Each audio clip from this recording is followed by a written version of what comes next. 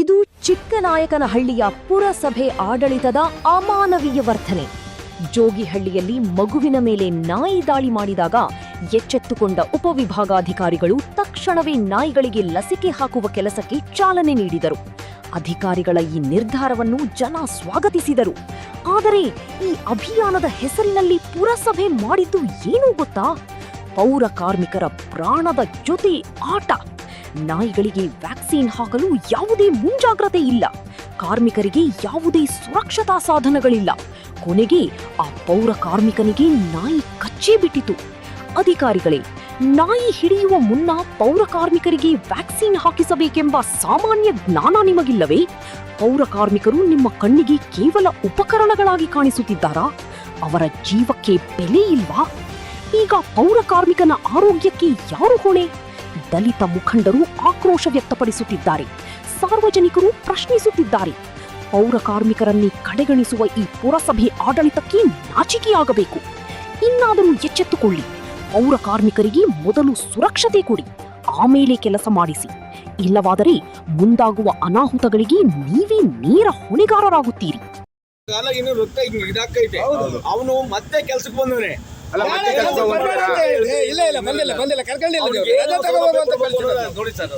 ನಾವು ರಜೆ ತಗ ಹೋಗಪ್ಪ ಅಂತ ಕಳಿಸಿರೋದು.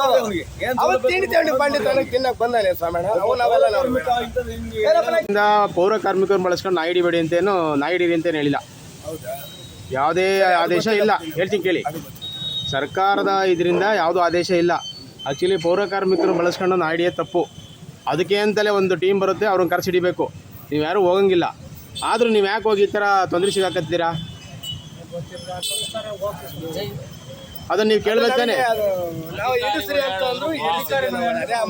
ಅಲ್ಲ, ಅಧಿಕಾರಿಗಳು ಹೇಳ್ತಾರೆ ಇವತ್ತು ನಿನ್ಗೆ ಏನೋ ಹೆಚ್ಚು ಕಮ್ಮಿ ಯಾರು ಆಗ್ತಾರಪ್ಪ? ಅಧಿಕಾರಿಗಳು ಬರ್ತಾರೆ ನಿನ್ನ ಸಂಸಾರಕ್ಕೆ. ಆದ್ರೂ ಅವನು ಹೇಳಿ ಉಮೇಶ್ ಅಣ್ಣ, ಕಡಿಸಿಡ್ರು ಕೆಲ್ಸಕ್ಕೆ ಬಂದವನೇ. ಒಬ್ರು ಅಧಿಕಾರಿ ನೋಡೋರು ಬಂದಿಲ್ಲ.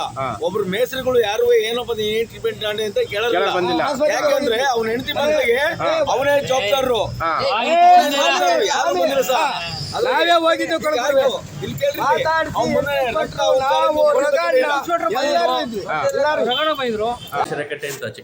ಅವಘಡ ಆಗಿದೆ. ನಾಯಿ ಹಿಡಿಯೋಕೆ ಹೋಗಿಬ್ರಿಗೆ ನಾಯಿ ಕಾಲು ಕಚ್ಚಿದೆ. ಈಗ ಏನಂದರೆ ನಾಯಿ ಹಿಡಿಯೋದು, ನಾಯಿಗೆ ವ್ಯಾಕ್ಸಿನ್ ಮಾಡೋದು ಒಳ್ಳೆ ಕೆಲಸನೇ.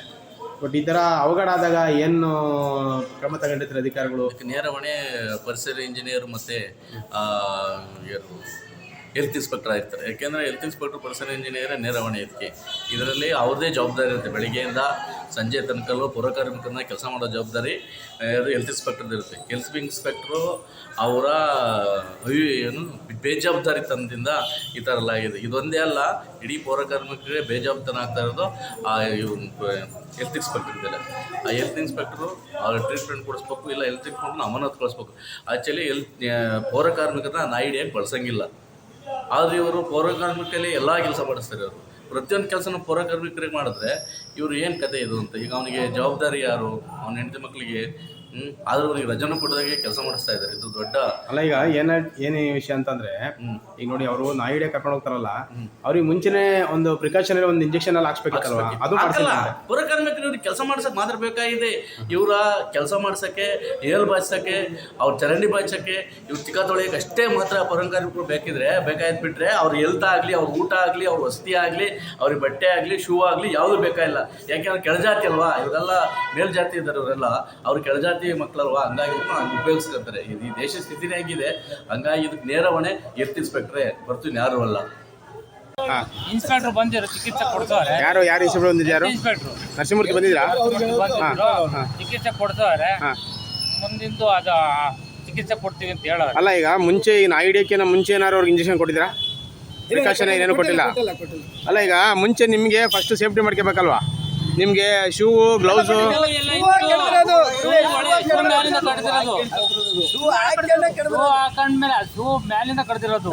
ಶೂ ಒಳಗೆ ಕಡ್ದಿರೋದು. ಸರಿ ಸರಿ ಸರಿ. ಅಲ್ಲ, ಈಗ ಏನ್ ಗೊತ್ತಾ ವರ್ಧನ, BP ಶುಗರ್ನ ಕಂಟ್ರೋಲ್ ಮಾಡ್ಕೋಬೇಕಾ? 100% ನಿಮ್ಮ BP ಶುಗರ್ನ ಕಂಟ್ರೋಲ್ ಮಾಡ್ಕೋಬೇಕು ಅಂತಂದರೆ ಬೆಟ್ಟದ ನೆಲ್ಲಿಕಾಯಿಂದ ಮಾಡಿರೋಂಥ ನಮ್ಮ ಜೀನಿ ಶುಗರ್ ಆಮ್ಲನ ಯೂಸ್ ಮಾಡಿ BP ಶುಗರ್ನ ಕಂಟ್ರೋಲ್ ಮಾಡ್ಕೊಳ್ಳಿ.